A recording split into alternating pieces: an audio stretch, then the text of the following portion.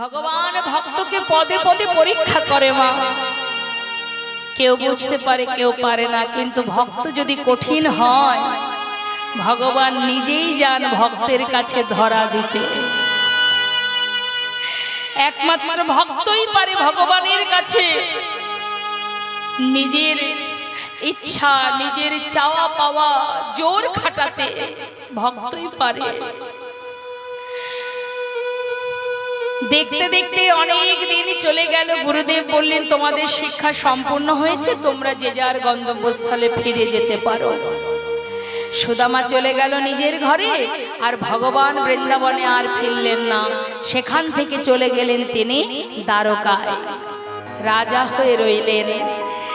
এদিকে সুদামা ঘরে ফেরা মাত্রই গ্রামবাসী সবাই সুদামাকে নিয়ে আনন্দিত, গর্বিত যে এত সুন্দর পণ্ডিত হয়েছে আমাদের পাড়ার ছেলে সুদামা। সে বিপ্র হয়েছে, মস্ত বড় পণ্ডিত হয়েছে। সবাই গর্ববোধ করে, মা বাবার গর্বে তাদের আনন্দ ধরে না।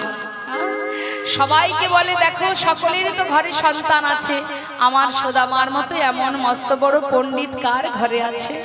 গ্রামবাসী সবাই বলে সত্যি তাই, সুদামা আমাদের গ্রামের গর্ব।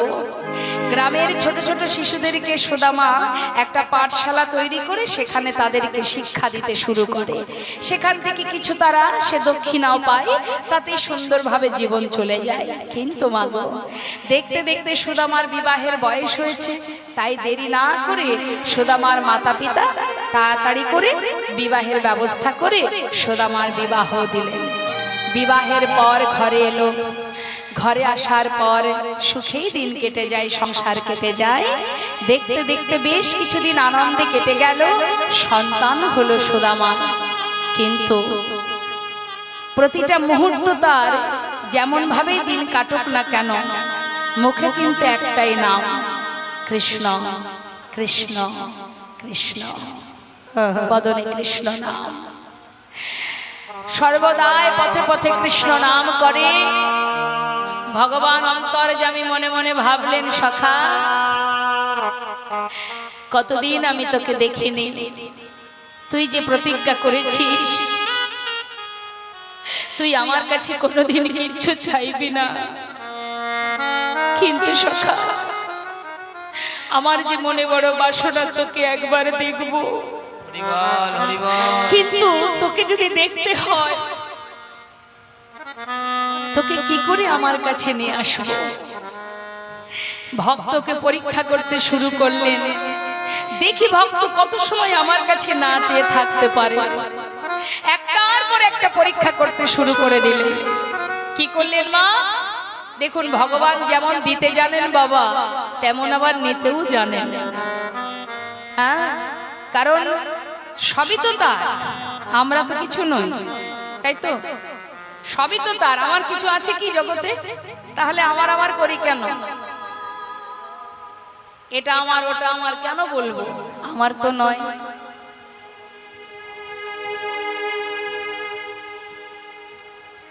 আমার কেন করব? সবই তার, আমরা শুধু উপলক্ষ মাত্র, দেখভাল করছি। তাই তো শাস্ত্রে বলছে, হরি বলতে কেন নয়ন ঝরে না,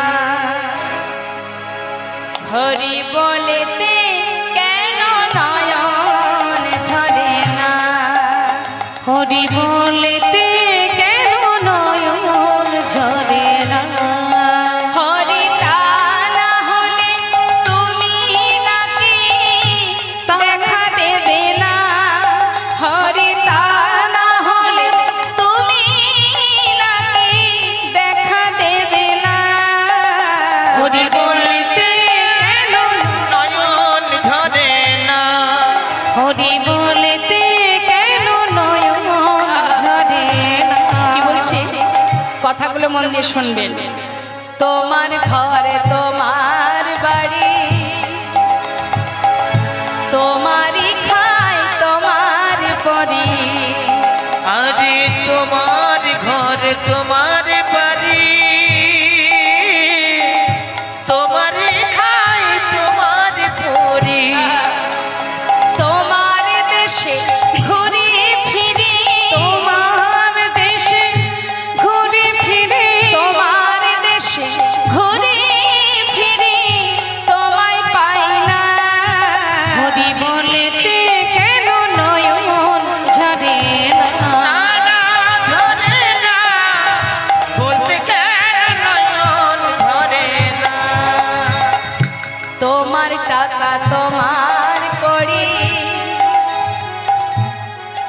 শুধু আমার আমার করে মরি, তোমার টাকা তোমার করি, শুধু আমার আমার করে মরি। প্রভু তোমার টাকা তোমার করি, আর আমার আমার করে মরি। ওগো তোমার তুমি নারী চারি, তোমার তুমি নারী চারি, কিন্তু তোমায় পাই না। হরি বলিতে কেন নয়ন ঝরে না, নয়ন ঝরে না, বলতে কেন নয়ন ঝরে না। হরি বলিতে কেন নয়ন ঝরে না। তুমি যে মোর কত আপন,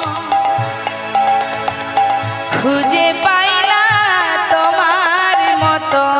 আর তুমি যে কত আপন,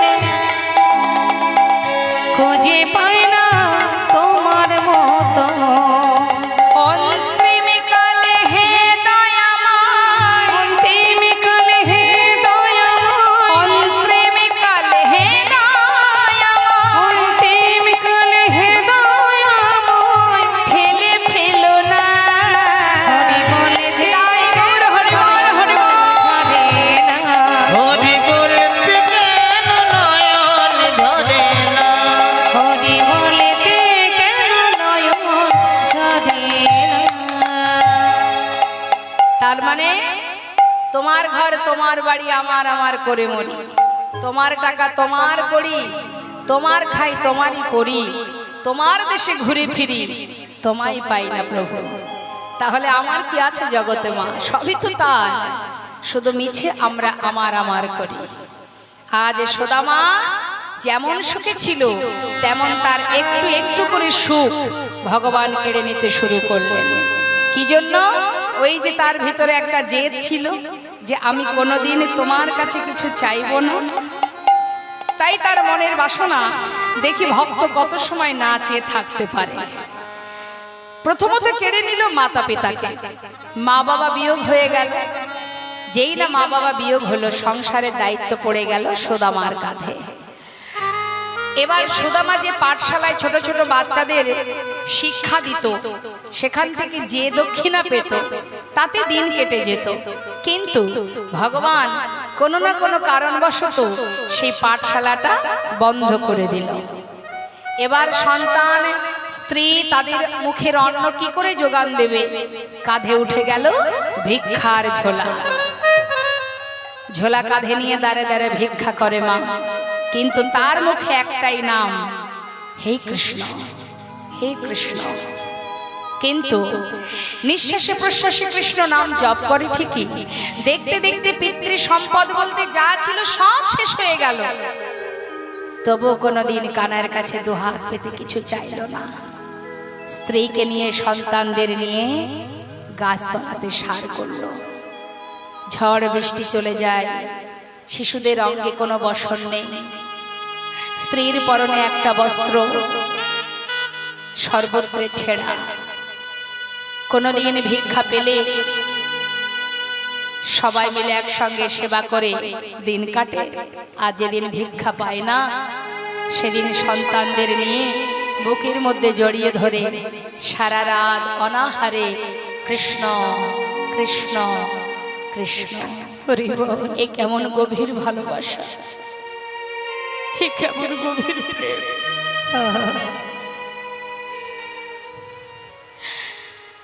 এমন প্রেম না হলে তো তাকে পাওয়া যায় না মা। জীবনের সর্বস্ব যখন ত্যাগ হয়ে যায়, তখন নিজের সম্পদ বলতে গোবিন্দ ছাড়া আর কেউ থাকে না। একটু একটু করে মায়ার সংসারে যখন আমাদের একটা একটা করে বড় বাচ্চা পূর্ণ করে ভগবান, সেই সব কিছুর প্রতি মায়া মোহ এতটাই আমাদের বেড়ে যায় যে আমরা আমাদের মূল্যবান ধনকে ভুলে যেতে বসি।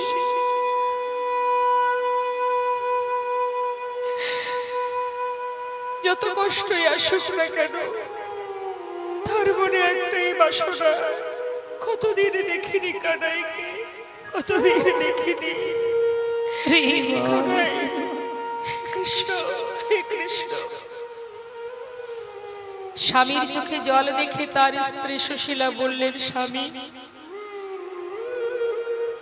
বিবাহের পর থেকে তোমার মুখে যার নাম শ্রবণ করে এসেছি, সে তো তোমার প্রাণের মধ্যে বসে আছে। যাকে তুমি এত ভালোবাসো, যে তোমার প্রিয় সখা, সে তো শুনেছি দ্বারকার রাজা, আবার এও শুনেছি সে নাকি ভগবান। স্বামী, যে ভগবান, যে রাজা, তোমার প্রিয় বন্ধু, পারো না তার কাছ থেকে কিছু নিয়ে আসতে? সুশীলা, বন্ধু হয়ে বন্ধুর জন্য এ জীবনে কিছু করতে পারিনি, আজ আমার দুর্দশা দুর্দিনে আমি তার কাছে হাত পাতবো কেমন করে? পারবো না। কত বছর হলো তাকে দেখিনি, কতদিন মনে বাসনা জাগে তাকে দেখবার, কিন্তু আমি যে সেই কাঙাল বন্ধু, আমার কথা তো তার আর মনে নেই। স্বামী, বেশ, তুমি এক কাজ করো, তুমি যাও, তুমি নিজে গিয়ে তার সঙ্গে দেখা করে এসো। সুশীলা, ইচ্ছা থাকলেও উপায় নেই আমার। কি করে যাব বলো? আমাকে সে আর চিনতে পারবে না। আজ যে আমি পাগলে, আজ যে আমি কাঙাল, আর সে যে মস্ত বড় রাজা, ভুলে গেছে। এ তুমি কি বলছো স্বামী? সে কি করে ভুলবে? বন্ধুত্ব যদি পবিত্র হয়, সঠিক হয়, সে কখনো ভুলতে পারবে না, আমার বিশ্বাস। তুমি যাকে এত স্মরণ করো, সে তোমাকে কি করে ভুলে যাবে? তুমি যাও, একবার যেয়ে দেখো। কিছু চাওয়ার প্রয়োজন নেই, আমাদের কিচ্ছু প্রয়োজন নেই। তুমি যাকে এত ভালোবাসো, তাকে যদি একবার চোখের দেখা দেখতে পাও, আমার বিশ্বাস তোমার একটু হলেও শান্তি তো হবে। তুমি যে অনেক কষ্টে দিন কাটাচ্ছ স্বামী, যাও যাও। সুশীলা, বলছো, তুমি বলছো যেতে? সুশীলা, কি করে যায়? খালি হাতে কি করে যায়? কিছু যদি তার জন্য নিয়ে যেতে না পারি? স্বামী, দেখছি কি করা যায়। তুমি ঘরে থাকো, আমি আসছি। সেই গাছতলাতে স্বামীর কাছে সন্তানদের রেখে এবার সুশীলা নিজে ধনী পরিবারের কন্যা হওয়া সত্ত্বেও আজ পাগলিনীর ন্যায় বসন অঞ্চলটি সকলের দ্বারে দ্বারে গিয়ে বসন অঞ্চল বাড়িয়ে বলছে, আমায় ভিক্ষা দাও গো অগনগরবাসী, তোমরা ভিক্ষা দাও, তোমরা ভিক্ষা দাও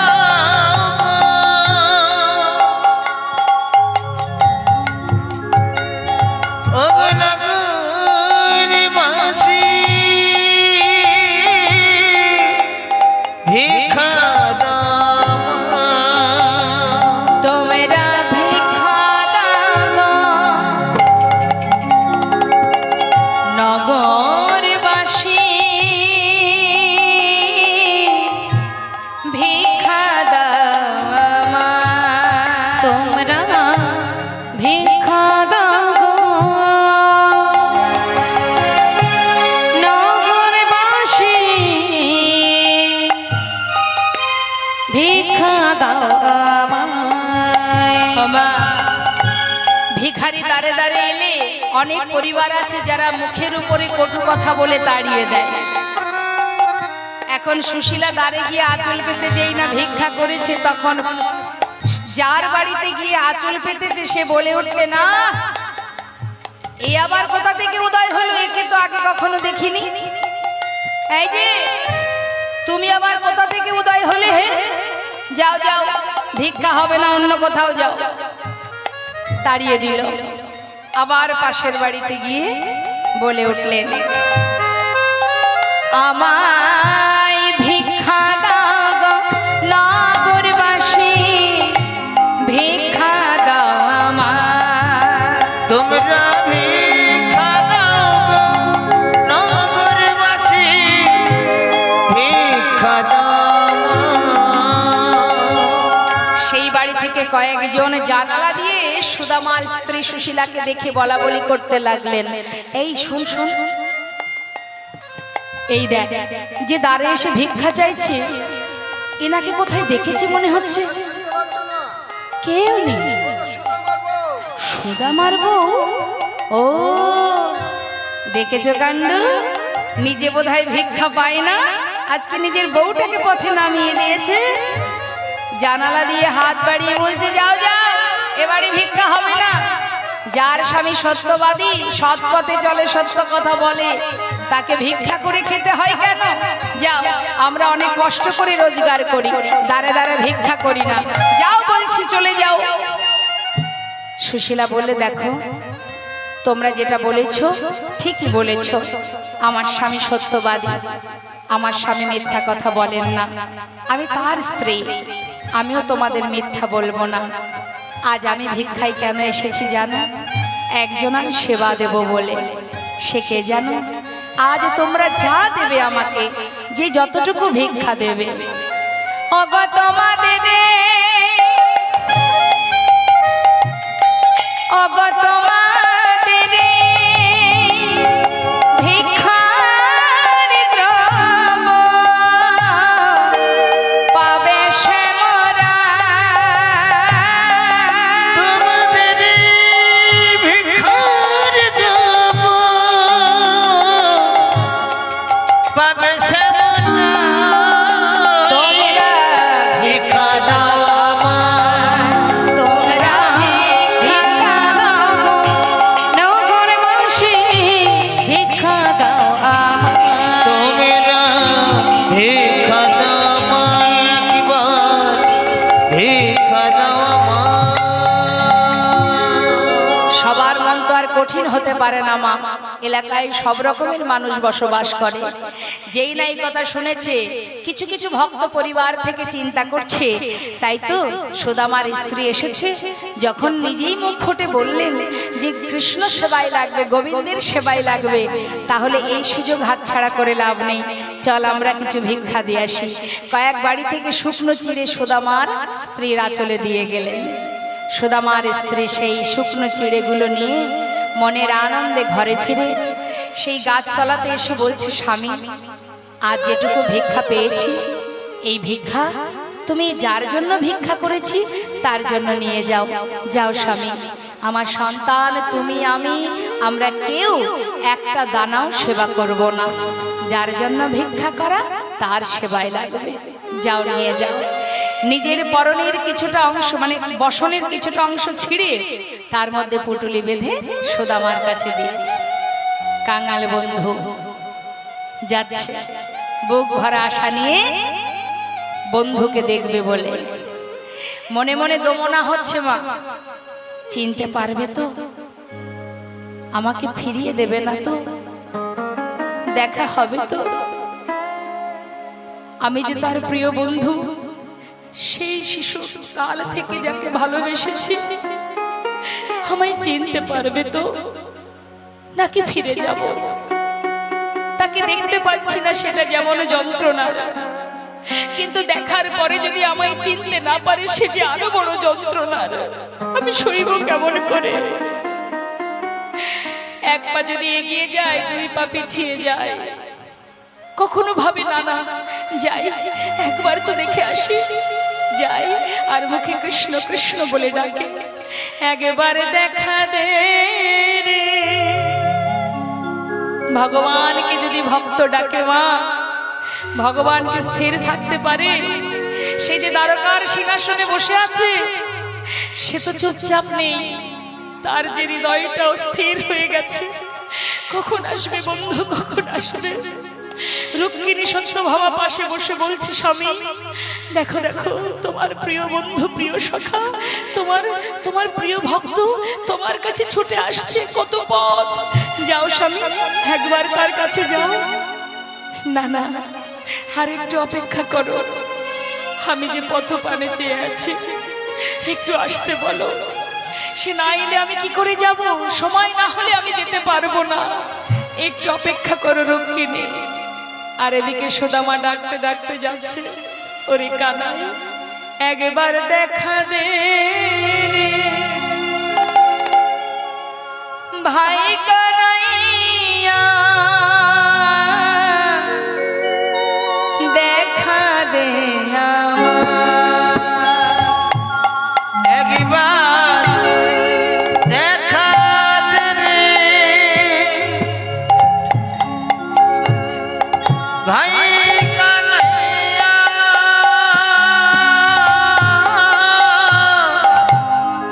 দেখা দে আমার। পথের মাঝে কানাই কানাই বলে ডাকতে ডাকতে যাচ্ছে মা, দেখা দে দেখা দে দেখা দে, একবার দেখা দে রে ভাই কানাইয়া, দেখা দে আমার, দেখা দে রে ভাই কানাইয়া, হরি বল। দেখা দে আমায়। ওরে কানাই রে, ওরে আমার প্রাণের ভাই, প্রাণের সখা, প্রাণের বন্ধু কানা, ওরে কানাই রে,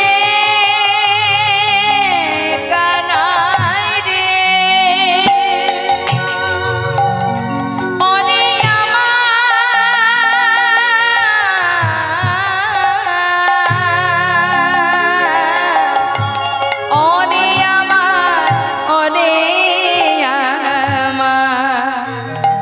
ওরে আমার প্রাণের সখা কানাই রে, একবার দেখা দে রে ভাই কানাইয়া, দেখা দে আমার। ওরে জীবনে কত দেখিনি তোমার, জীবনে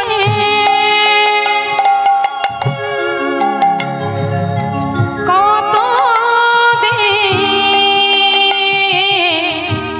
দেখিনি তোমায়। দেখা দে আমার, একবার দেখা দে হরি বল, হরি বল। কানাইয়া, দেখা দে আমার। একবার আর দেখা দেবে ভাই কানাইয়া, দেখা দে আমার। একবার দেখা দে আমার, একবার দেখা দে আমার। যাকেই দেখে তাকে বলে, তুমি বলো না কোন পথে দ্বারকায় যাব, বলতে পারো কোন পথে যাব? সবাই পথ দেখায়, চলে মা দিনের পর দিন, চোখে কৃষ্ণ প্রেমের বাড়ি, মুখে কৃষ্ণ কৃষ্ণ কৃষ্ণ কৃষ্ণ। দ্বারকায় এসে যখন পৌঁছালো মা, দ্বারকায় এসে পৌঁছানো মাত্রই দ্বারকার বিশাল প্রাসাদ দর্শন করে এক দৃষ্টিতে তাকিয়ে আছে, অবাক দৃষ্টিতে চেয়ে মনে মনে ভাবছে, এত বড় রাজ্যের রাজা আমার প্রিয় বন্ধু, কত দাস দাসী তার, কত রাজ রানী তার সেবায় যুক্ত হয়ে আছে, রাজভোগ সেবা করে আমার বন্ধু, রাজহালে থাকে, সোনার সিংহাসনে থাকে, কত প্রহরী পাহারা দেয়, কত দাসী তার সেবা দেয়। আমার মতো অধম কাঙাল যদি তার কাছ থেকে আঘাত পাই, যন্ত্রণা পাই, বঞ্চিত হয়, এই শুকনো চিড়ে এনেছি তার জন্য, বুক ভরা ভালোবাসা নিয়ে এসেছি তার জন্য, কিন্তু দেব কি করে? এ কি সম্ভব? এই শুকনো চিড়ে, আমার আনা শুকনো চিড়ে সে কি করে খাবে? না না, আমি দেব না। আমরা কখনো কখনো ভাবি মা, ভগবান কাদের না যাদের অর্থ আছে। বলি না অনেকে, যার টাকা আছে তার ভগবান আছে। দেখবেন অনেকেই এই কথাটা বলে। কেন না? সে বাড়িতে যজ্ঞ দিতে পারে, সে বাড়িতে বৈষ্ণব সেবা দিতে পারে, সে তীর্থে যেতে পারে। আমি পারি না, আমার অর্থ নেই, তাই আমি ভক্ত নই, ভক্ত হতে পারলাম না। এই কথা ভুল। ভক্ত হওয়ার জন্য বৈষ্ণব সেবায় দিতে হবে বা তীর্থে যেতেই হবে এমন কোনো নিয়ম তো নেই মা। তোমার যেমন আছে, যতটুকু আছে। দেবর্ষি নারদ বলেছিল ভগবানকে, বলো না প্রভু, কি করে ভক্ত তোমায় ডাকলে তার ডাকে সাড়া দেবে? ভগবান বলেছিল, দেবর্ষি, আমার সন্তান, আমার জীব, আমার ভক্ত যদি আমাকে একটা ফুল দিয়েও ডাকে, আমি তার ডাকে সাড়া দেব। যদি ফুল না থাকে প্রভু, দুঃখ নেই। যদি তুলসী পাতা থাকে, আমি তার ডাকে সাড়া দেব। যদি তার কাছে সেটাও না থাকে, ভগবান বললেন, কোনো দুঃখ নেই। তুলসী পাতা, ফুল নাও যদি থাকে, একটু যদি গঙ্গার জল হাতে করে নিয়ে আমাকে ডাকে, আমি তার ডাকে সাড়া দেব। যদি তার কাছে গঙ্গার জল না থাকে, ভগবান বললেন, তাতে আর দুঃখ কেন? কিছুই যদি না থাকে, ভক্তের চোখে দুফোঁটা জল তো আছে। আমি তো প্রত্যেকটি জীবকে দুটি নয়ন দিয়েছি, একটাই দিয়েছি গঙ্গা, একটাই দিয়েছি যমুনা। শুধু একবার যদি দেহ মন প্রাণ সঁপে দিয়ে হৃদয় মন্দিরে তাকে বসিয়ে যদি বলতে পারো, যদি ডাকতে পারো, আজ থেকে প্রভু আমি তোমার, তুমি আমার, তোমার চরণে আমি তোমায় সঁপে দিলাম। তুমি আমার প্রভু, আর আমি শুধু তোমার, এইটুকু যদি কেঁদে কেঁদে বলা যায় মা, তার জন্য অর্থ দরকার হয় না, তার জন্য পাণ্ডিত্যের দরকার হয় না। ভক্ত যদি কাঁদতে পারে, দুঃখটা বাড়ি বরিশন করতে পারে, বিশ্ব ব্রহ্মাণ্ডের মালিক যিনি, তিনি সব সহ্য করতে পারেন। পারে না ভক্তের চোখের জল সইতে। দুটি নয়ন জলে ধুইয়ে দেব, ওগো প্রভু তোমার দুটি রাঙা চরণ, তুমি করিও গ্রহণ শ্রী সচিনন্দন। দুটি নয়ন জলে ধুইয়ে দেব তোমার দুটি রাঙা চরণ, তুমি করিও গ্রহণ শ্রী সচিনন্দন। আমি না জানি ভজন, না জানি পূজন, আমি না জানি ভজন, না জানি পূজন, কোন গুণে পাব ওরা না চরণ। আমি না জানি ভজন, না জানি পূজন, কোন গুণে পাবো দুটি চরণ দুটি নয়নের জল বহে অবিরাম।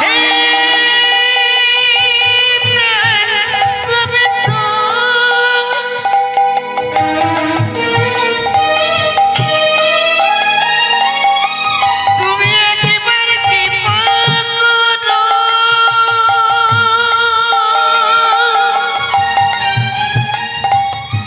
তুমি ছাড়া আমার আর কেহ নাই।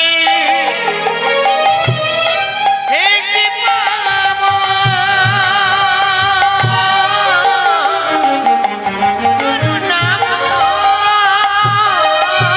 দুটি নয়নের জল বহে অবিরাম। ওগো মানে না বারণ, শ্রী সচিদানন্দ। দুটি নয়ন জলে ধুয়ে দেব তোমার দুটি রাঙা চরণ করিও গ্রহণ। শ্রী সচিদানন্দ।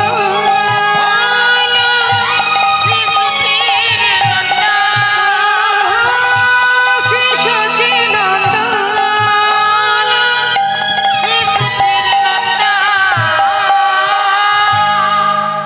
শুধু দুফোঁটা বাড়ি বরিশন।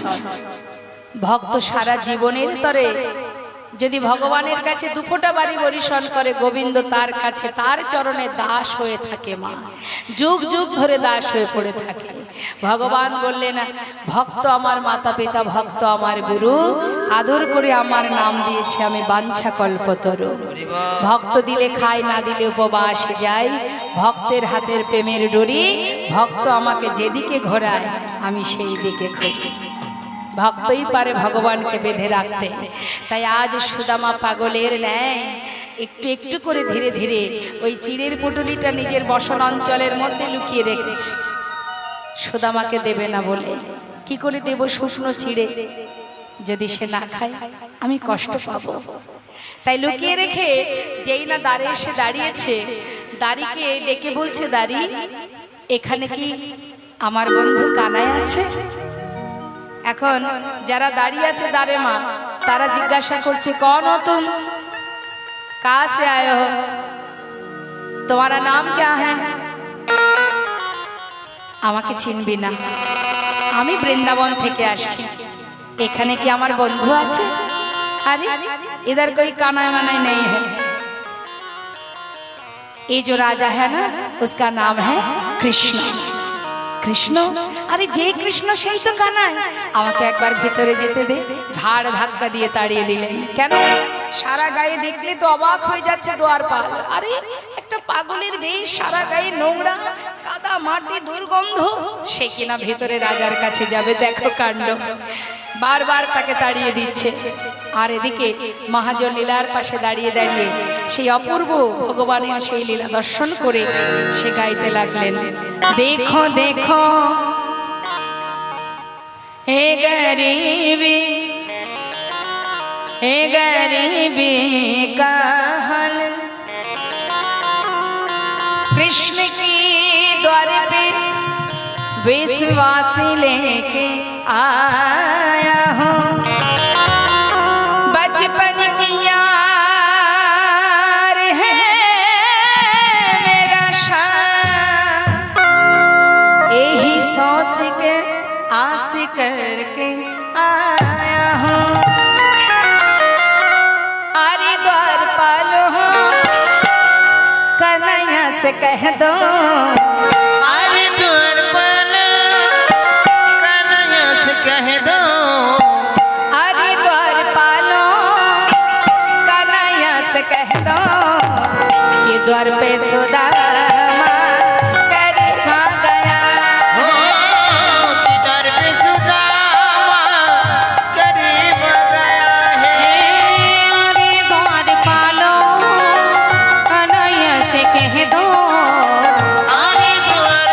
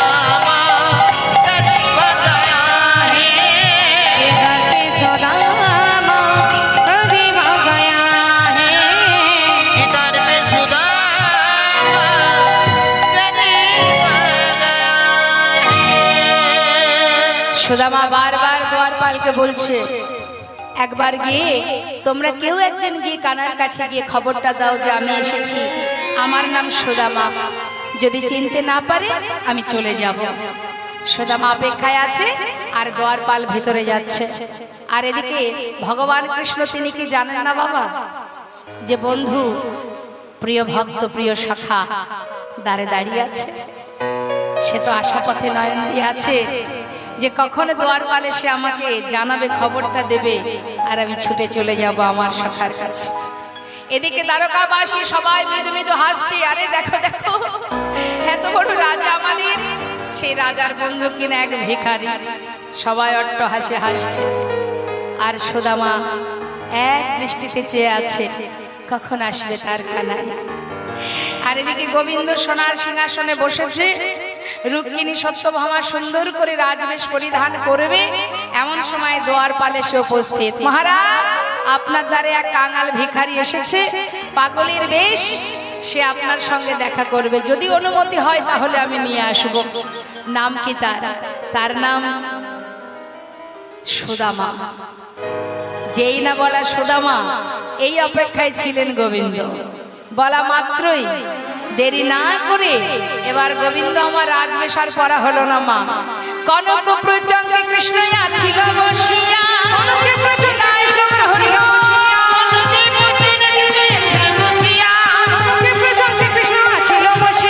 ভাইয়া চলিল দেখো সুদামা শুনি, ভাইয়া চলিল দেখো সুদামা শুনিয়া, ভাইয়া চলিল দেখো সুদামা শুনি, ওই না ধেয়ে ধেয়ে চলিল, ধেয়ে চলিল, ধেয়ে ধেয়ে চলিল, ধেয়ে চলিল, ওই না সুদামা সুদামা বলে ধেয়ে ধেয়ে চলিল, সুদামা সুদামা বলে ধেয়ে চলিল, ওই না ভাইয়া চলিল দেখো সুদামা শুনিয়া, ভাইয়া চলিল দেখো সুদামা শুনিয়া। সুদামা সুদামা চিৎকার করছে। হারে দিকে সুদামা দরজার বাইরে দাঁড়িয়ে আছে, পাগলের বেশে গোবিন্দ আমার ছুটছে। একদিকে সেই প্রিয় ভক্ত আর একদিকে প্রিয় বন্ধু, ছুটে গিয়ে সুদামাকে বুকের মধ্যে জড়িয়ে ধরেছে। ভগবান কাছে, ভক্ত কাছে, একে অপরকে আলিঙ্গন করে যখন দুজনেই কাঁদছে, সুদামা বলছে, কানাই তুই আমাকে ভুলে যাসনি, আমার কথা তোর মনে আছে? সখা, এ কেমন কথা, তোর কথা ভুলে যাব কি করে? আমি তো এই অপেক্ষায় ছিলাম কবে তুই আসবি আমার কাছে। এতগুলো বছর পর মনে পড়লো তোর। না রে কানাই, মনে তো আমার সর্বক্ষণ পড়ে, কিন্তু আমি যে বড় ভয় পাই। কাঙাল অসহায় ভিখারি আমি, তুই যদি আমায় ভুলে যেয়ে থাকিস। কানাই, ছেড়ে দে, এমন করে আমাকে জড়িয়ে ধরিস না। এই দেখ, সবাই দেখতে পাচ্ছে আমার গায়ে কত নোংরা লেগে আছে, মাটি কাদা লেগে আছে, তোর অঙ্গে রাজবেশ পরিধান, নোংরা লেগে যাবে, কাদামাটি লেগে যাবে, ছেড়ে দে, আমার কাছ থেকে সরে যা। ভগবান বলে উঠলি, বন্ধু, বন্ধুত্ব তো বন্ধুই হয়, যদিও বা একটু নোংরা লেগে যায়, সে তো পরিষ্কার করলে পরিষ্কার হয়ে যাবে। বন্ধু যদি বন্ধুর বুকে জড়িয়ে ধরতে না পারে, বন্ধুর কষ্ট যদি আমি নিতে না পারি, তাহলে আমি কেমন বন্ধু? কানাই রে, কি রে, চল ভিতরে চল। না না, আর যাব না, এই যে তোকে দেখলাম, আজ যে আমার বড় আনন্দ। এবার আমাকে বিদায় দে, আমি এবার ফিরে যাই। ফিরে যাবি? এ কি কথা, এতগুলো বছর পর এসেছিস, ফিরে যাবি মানে? এখন তো যাওয়া হবে না, চল ভিতরে। না না, আমায় যেতে বলিস না, আমি যেতে পারবো না। কানাই, দেখছিস না কত রাজরানীরা আছে, আমি এই অবস্থায় ওদের তোদের সামনে দাঁড়াতে পারবো না রে, হ্যাঁ আমাকে বিদায় দে ভাই, আমি এবার আসি। সুদামা ওই দেখ সবাই বরণ ডালা হাতে করে তোর অপেক্ষায় দাঁড়িয়ে আছে, তুই গেলে তারা সবাই তোকে বরণ করবে। আয় আয় আমার কাছে। জোর করে ভিতরে নিয়ে গেছে। সুদামা ভেতরে যেই না গেল, সমস্ত রাজরানীরা তাকে বরণ করলেন। ভগবান সুদামাকে নিয়ে গিয়ে সোনার সিংহাসনে বসাচ্ছেন। মা জীবনে যার কপালে কোনোদিন একটা চেয়ার পর্যন্ত জোটেনি, আজ সে কিনা বসছে সোনার সিংহাসনে, তাও যার তার নয়, স্বয়ং ভগবানের সোনার সিংহাসন। সুদামা কিছুতেই বসতে চাই না। কানাই আমি এখানে বসতে পারবো না রে ভাই, আমি নিচে বসি, তুই তো রাজা, তুই এখানে বস। সুদামা তুই না আমার বন্ধু, বন্ধু তো সমসময় হয় রে। আরে এ কেমন কথা, আমি যেখানে বসতে পারবো তুইও সেখানে বসতে পারবি, আয়। জোর করে যেই না সোনার সিংহাসনে বসিয়েছে বাবা, হাত পা গুটিয়ে আছে যাতে কোনো রকমের ছোঁয়া না লাগে। আর গোবিন্দ তো কম চতুর নয়, কিরে এইভাবে কেউ বসে, ঠিক করে হাত পা ছেড়ে বস। সুদামাকে বসানোর পর রুক্মিণীকে বলছে, রুক্মিণী যাও, আজ আমার ঘরে বিপ্র এসেছে, পণ্ডিত এসেছে, পণ্ডিতের চরণ ধৌত করবো, বিপ্র সে, তার চরণ ধৌত করব। যাও যাও শিগগিরই যাও, শিগগিরই থালা নিয়ে এসো, গঙ্গার জল নিয়ে এসো। চরণ তলে সোনার থালা পেতে দিলেন, সুদামার চরণ দুটো রাখলেন সেই থালার উপর। সোনার থালাতে সুদামা আজ চরণ রাখিল, সোনার থালাতে সুদামা দেখো চরণ রাখিল, সোনার থালাতে সুদামা আজ চরণ রাখিল। সোনার থালাতে সুদামা দেখো চরণ রাখিল, স্বর্ণ ভিঙ্গারের জল চরণেতে দিল। আজ সোনা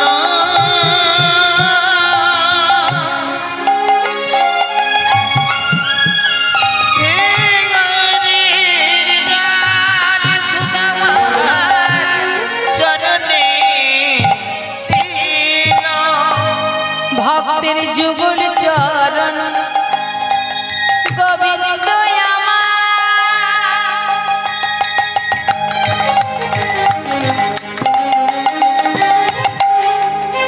দেখো সেবা যে করিল,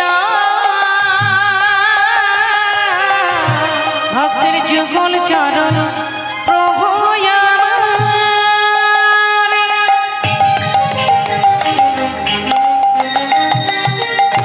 সেবা যে করিল আনন্দ হইল বড়, আনন্দ হইল। আনন্দ হইল মন, আনন্দ হইল, আনন্দ হইল মন, আনন্দ হইল। চরণ সেবা করছে মা, চরণ দুটো নিজের হাতে করে নিয়ে চরণে কত রুধির ঝরছে, তাই জল হাতে গঙ্গার জল চরণে দিচ্ছে আর নিজের নয়নে জল চরণে পড়ছে। ভক্তের চরণ ধোয়াছেন ভগবান, একটু একটু করে চরণ ধৌত করছে, আর সুদামা নয়নের জলে বুক ভাসিয়ে কাঁদছে। সখা আমি যে ভুল বুঝেছিলাম, তুই আমাকে ভুলে গেছিস। আমি কি দেখছি বন্ধু, আজ কিনা তুই আমার চরণ ধৌত করছিস। কানাই, আমার চরণ ছেড়ে দে, আমার পায়ে হাত দিস না, এমন করে পায়ে হাত দিস না রে, ছেড়ে দে। ভগবান বলে উঠলেন, সখা, একদিকে তুই আমার বন্ধু, একদিকে তুই মস্ত বড় পণ্ডিত, তুই তোর ভক্তি ভালোবাসায় আমার মনকে জয় করেছিস। এবার আমার কর্ম যতটুকু আছে সেটুকু আমায় করতে দে, করতে দে বন্ধু, করতে দে। তুই না বিপ্র, তোর চরণ ধৌত করতে হবে আমায়, বাধা দিস না আমায়। চরণ ধৌত করতে করতে জিজ্ঞাসা করছে, সুদামা, এতগুলো বছর পর এলি, কিছু এনেছিস আমার জন্য? সঙ্গে সঙ্গে সেই চিড়ের পুটলিটা লুকিয়ে রেখেছিল তোমা। বলছে, না রে কানাই, কিছু আনতে পারিনি। কি আনবো বল? হরে, কি বানিয়ে আসবো তোর জন্য? দাঁড়ে দাঁড়ে ভিক্ষা করে কোনো রকমে দিন কাটে আমার। কি নিয়ে আসবো বল? কিছুই নিয়ে আসতে পারিনি। ও, এতগুলো বছর চলে গেল, আমার জন্য কিছুই নিয়ে আসিসনি? পারিনি। গোবিন্দ মনে মনে চিন্তা করছে, সখা, এনেছিস আমার জন্য, দিতে পারছিস না। ভেবেছিস আমি রাজা, আমি কত রাজভোগ সেবা করি, রাজহালে থাকি, তাই তোর আনা শুকনো চিড়ে আমি খাবো না। তুই কি জানিস না, ভক্ত ভালোবেসে আমাকে যা দেয় আমি যে তাতেই খুশি হই। আমি তো রাজভোগ চাই না সখা, আমার ভক্তরা ভালোবেসে আমাকে যে যা কিছু দেয়। ওরে, বিদুরের ঘরের সাকর্ণ যদি সেবা করতে পারি, শবরের এঁঠো ফুল যদি সেবা করতে পারি, তাহলে তোর শুকনো চিড়ে আমি খাবো না। মনে মনে ভাবছি, তুই আমায় চিনতে পারলি না বন্ধু। তুই দিলি না, বেশ, সময় মতো আমি খেয়ে নেব। কোনো কথা না বলে সুন্দর করে চরণ ধৌত করে স্নান করিয়ে শুদ্ধ বসন করিয়ে তাকে সেবা দিতে লাগলেন।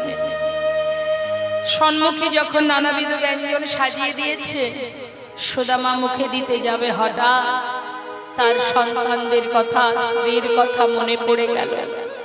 ভগবান অন্তরে জানতে পেরে বললেন, সখা, কার কথা ভাবছিস? যাদের চিন্তা করছিস তুই, আমি কথা দিচ্ছি, তারাও সবকিছু সেবা করতে পারবে, তাদের কোনো কষ্ট থাকবে না। সুদামা সেবা করার পর শয়ন মন্দিরে নিয়ে গিয়ে তাকে শয়নে দিল। সুদামা ক্লান্ত শরীর, কত পথ, বৃন্দাবন থেকে দ্বারকা, যেই না শয়নে দিয়েছে ঘুমিয়ে পড়েছে। করুণাময় গোবিন্দ আমার ভক্তের সেবা করে সন্তুষ্ট হয়নি, এখনো ভক্তের সেবা বাকি। সবাই ঘুমিয়ে আছে রাজসভায়, নির্জন, চারিদিকে শান্ত পরিবেশ। শয্যা ছেড়ে এক পা দুপা করে সুদামার শয়ন মন্দিরে প্রবেশ করেছে। সুদামা যেখানে শুয়ে আছে তার পাশে গিয়ে তার চরণের পাশে বসেছে। চরণের পাশে বসে এক দৃষ্টিতে সুদামার মুখের দিকে তাকিয়ে আছে আর নিজের হাত দিয়ে সুদামার চরণটা সেবা করছে। কেন? কত পথ হেঁটেছে, না জানি চরণে কত ব্যথা হয়েছে, তাই ভগবান ভক্তের চরণ সেবা করছে। এমন ভক্ত কয়জনা হতে পারে? চরণ সেবা করতে করতে হঠাৎ চোখে পড়ল চরণ তলে অজস্র কাটা ফুটে আছে। সুদামা, তোর কেমন প্রেম, কেমন ভালোবাসা! হরিবল হরিবল। কত কাটা ফুটে আছে, সেদিকে তোর লক্ষ্য নেই। কাটাগুলো দর্শন করে একটা একটা করে কাটা পরিষ্কার করছে, আবার চিন্তা করছে যাতে ঘুমটা ভেঙে না যায়, সেদিকেও লক্ষ্য রাখতে হবে। চরণ তলে বসে বসে ভগবান নিজের করকমল হাত দিয়ে একটা একটা করে পরিষ্কার করছে। পরিষ্কার করছে বটে, কিন্তু কয়েকটি কাঁটা গভীর ভিতরে, বেশ কিছুটা ভিতরে ঢুকে গেছে। কি করে টানবো, কি করে কাঁটাকে বাহির করব? সুদামার যে কত কষ্ট হচ্ছে। তাড়াতাড়ি করে নিজের হাত দিয়ে সেটাকে বের করতে পারছে না বলে তাড়াতাড়ি করে নিজের বদনটা সেই চরণ তলে নিয়ে নিজের দাঁত দিয়ে চরণের তল থেকে সেই কাঁটাটাকে দাঁত দিয়ে ধরে যখনই জোর করে টেনেছে, সুদামা চমকে উঠেছে। আর যেই চমকে উঠেছে, সুদামার লোকানো চিড়ের পুটুলিটা নিচে পড়ে গেছে। যেই না নিচে পড়ে গেছে, সুদামা চমকে উঠেছে। উঠে দেখছে সেই চিড়ের পুটুলিটা নিচে পড়ে আছে। গোবিন্দ আমার সুদামাকে বলছে, বন্ধু এর মধ্যে কি আছে? কানাই, তুই এখানে কেন? এমনি এসেছিলাম, কিন্তু সখা এত কাটা ফুটে আছে চরণ তলে, সেদিকে তোর কোনো খেয়াল নেই। আর এই যে পুটুলিটা, এটাতে কি আছে? সুদামা বলছে, কানাই তুই ধরিস না, ওটা তুই হাত দিবি না, ওটা আমার। ঠিক আছে, আরে বন্ধুর যেটা সেটা তো আমারও, দেখি তো। এই বলে যেই না তুলতে যাবে, হঠাৎ সুদামা বলছে, কানাই আমাকে ফিরিয়ে দে, ফিরিয়ে দে বলছি, দে বলছি, আমায় ফিরিয়ে দে। আরে তোর জিনিস তোকে দেব না?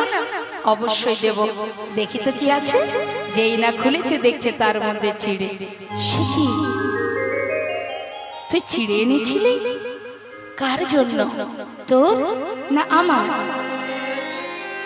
নিশ্চয়ই তুই আমার জন্য এনেছিলি। বল, কিন্তু দিলি না কেন? কিরে বল, দিলি না কেন? তুই জানিস তুই কত ভালো কাজ করেছিস? প্রতিদিন ক্ষীর ননি মাখন খেতে খেতে আমার আর কোনো রুচি নেই। যাক, এই না হলে বন্ধু আমার জন্য চিড়ে এনেছিস, আজ আমি মনের সুখে চিড়ে সেবা করব। মুখের স্বাদটা একটু পাল্টাতে হবে।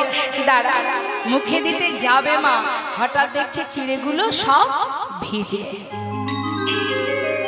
ভেজা? ও বুঝেছি বুঝেছি, শুকনো চিড়ে খেতে গেলে নিশ্চয় মুখে ব্যথা লাগবে, তাই বুদ্ধি করে ভিজিয়ে এনেছিস। বাবা, এই না হলে বন্ধুত্ব। দাঁড়া দাঁড়া, মুখে দিতে যাবে, হঠাৎ সুদামা বলছে, কানা আমি তো চিড়ে ভিজিয়ে আনিনি। ভিজলো কি করে? ওরে কানাই রে, পথে আসবার সময় তোর কথা ভাবিতে ভাবিতে আমি নয়নে জলে বুক ভাসাই কেঁদেছিলাম। আমার মনে হয় কানাই রে, ওই চোখের জলে চিড়ে ভিজে গেছে। এ তো আমার ভেজানো চিড়ে নয়, নয়নে জলে চিড়ে ভিজে গিয়েছে। নয়ন জলে চিড়ে ভিজে গিয়েছে। আমি কেমন করে দেব বদনে, কানাই রে আমার নয়ন জলে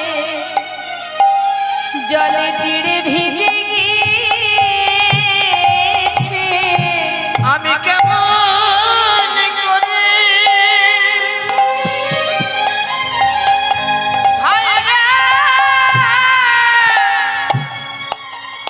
আমি দেব বদনে, আমার নয়ন জলে চিড়ে ভিজে গিয়েছে। ভগবান বলেছে, সুদামা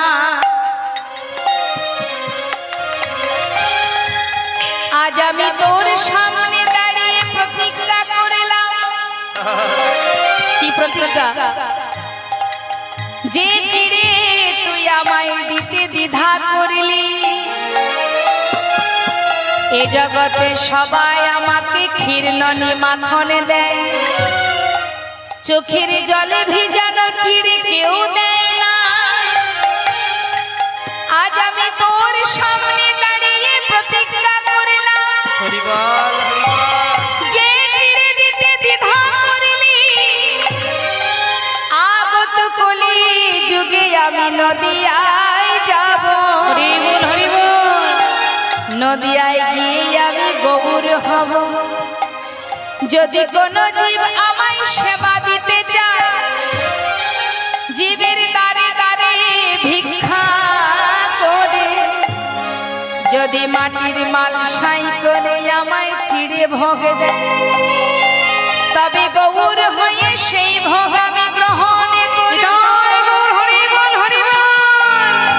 কথা দিলাম ভাই, যে চিড়ে দিতে আজ তোর মনে সংকোচ হলো, আগত কলিযুগে সেই চিড়েই আমি সেবা করব। জীব যত অর্থই থাকুক আর যে কাঙালি হোক, দাঁড়ে দাঁড়ে ভিক্ষা করতে হবে আর মাটির মালসাই করে আমাকে চিড়ে ভোগ দিতে হবে। তাই কলিযুগে নিতাই গৌরের ভোগ হয় কি মা? চিড়ে ভোগ হয়। তো কি ভোগ হয়? নিতাই গৌরের ভোগ কি হয়? মাটির মালসাই করে যখন ভোগ দেওয়া হয় ভগবানের, চিড়ে ভোগ দিতে হয় না? হ্যাঁ, তাই বলছি আমি প্রতিজ্ঞা করলাম সখা, এই চিড়েই আমি সেবা করব কলিযুগে জীবের ঘরে ঘরে। কথা দিলাম। মাগো, কিছুদিন রইল ভগবান সুদামা দুজনে একসাথে। এদিকে ভগবান তার রুক্মিণীকে ডেকে বললেন, রুক্মিণী শোনো, তোমার কাছে আজ আমার একটা চাওয়া। সেটা হলো, আমার বন্ধু বড় কাঙাল, বড় দরিদ্র, তাই তোমার কাছে আমার এটাই চাওয়া। ও তো কোনোদিন কিছু চাইবে না, আর ও না চাইলে আমি ওকে দিতেও পারছি না। তাই তুমি যাও, আমার বন্ধুর সমস্ত দারিদ্রতা দূর করে ওকে সোনার প্রাসাদ বানিয়ে দাও। দেরি না করে বিশ্বকর্মাকে সাথে করে নিয়ে সোনার প্রাসাদ বানিয়ে দিলেন রুক্মিণী। গোবিন্দের ইচ্ছায় সুন্দর প্রাসাদ তৈরি হলো, কিন্তু ভগবান নিজে হাতে কিন্তু দেননি, রুক্মিণী দিয়েছে। আর এদিকে সুদামা কিছুদিন পর যখন বিদায় নেবে, তখন গোবিন্দ জিজ্ঞাসা করছে, সখা যাচ্ছিস? যা, দেখবি তোর কোনো কষ্ট দুঃখ থাকবে না। সুদামা অবাক হয়ে ভাবছে, বলে কি কানা, সে তো জানে যে আমার বড় কষ্ট বড় দুঃখ, আবার এমন কথা কেন বলছে? ওরে ও বন্ধু, যাওয়ার আগে কিছু বলবি নাকি আমায়? না রে ভাই, শুধু তোর কাছে একটা বাসনা, এই যে তুই আমায় ভালোবাসিস, এ জন্মে নয় জন্মে জন্মে যেন সঙ্গ ছাড়া করিস না ভাই। হৃদয় গৌর হরি বল।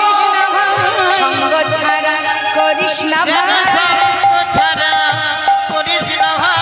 এ জন্মে নয় জন্মে জন্মে সঙ্গ ছাড়া করিস না ভাই। জন্মে নয় জন্মে জন্মে ওরে আর কিছু চাই না আমি,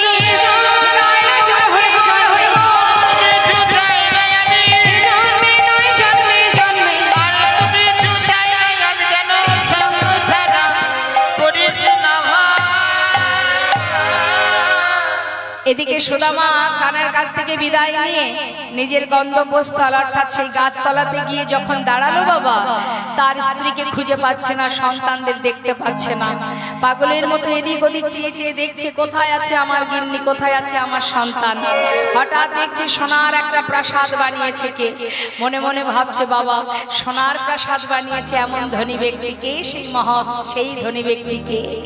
হঠাৎ দেখছে সেই প্রাসাদ থেকে তার স্ত্রী সুশীলা রাজরানীর বেশে বরণডালা হাতে নিয়ে ধীরে ধীরে নিচে নেমে আসছে।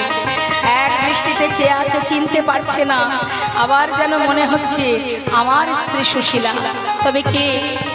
সুশীলা নিচে নেমে এসে বলছে, স্বামী তুমি কিছু না চাইলে কি হবে?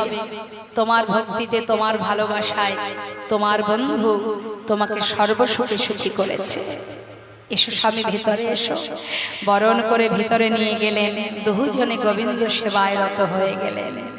রাধে কৃষ্ণ রাধে কৃষ্ণ গোবিন্দ গোপাল বলব রাধা রমণ হরি হরি হরি রাধে কৃষ্ণ গোবিন্দ গোপাল বল বল রাধার মন হরি হরি হরি বল আর গিরি ধারিব গোবর্ধন ধারিব আর গিরি ধারিব গোবর্ধন ধারিব রাধা রমণ হরি কৃষ্ণ কৃষ্ণ আর রাধা রমণ হরি কৃষ্ণ কৃষ্ণ বলে তুমি রাধা না জগতের না তুমি রাধা জগতের না গোপীজন বল্লভ প্রভু গোপীনাথ রাধে কৃষ্ণ গোবিন্দ গোপাল রাধা রমণ হরি হরি হরি বল রাধা রমণ হরি হরি হরি ভক্ত আর ভগবানের মিলন হইল ভগবানের মিলন হইল ভক্ত আর ভগবানের মিলন হইল ভগবানের মিলন হইল প্রেমানন্দে বদন ভরে হরি হরি বল প্রেমানন্দে বদন ধরে হরি হরি বল আহা প্রেমানন্দে বদন ভরে হরি হরি বল প্রেমানন্দে মদন ধরে হরি হরি বলো হরে কৃষ্ণ নিতাই গৌর হরি বল মধুর লীলাকে এবার আমরা বিশ্রাম রাখবো আর লীলার শেষে ভক্ত অনুরোধে আমাদের একটা ভজন গাইবার আবদার ছিল সেই আবদারটা আমরা আস্বাদন করব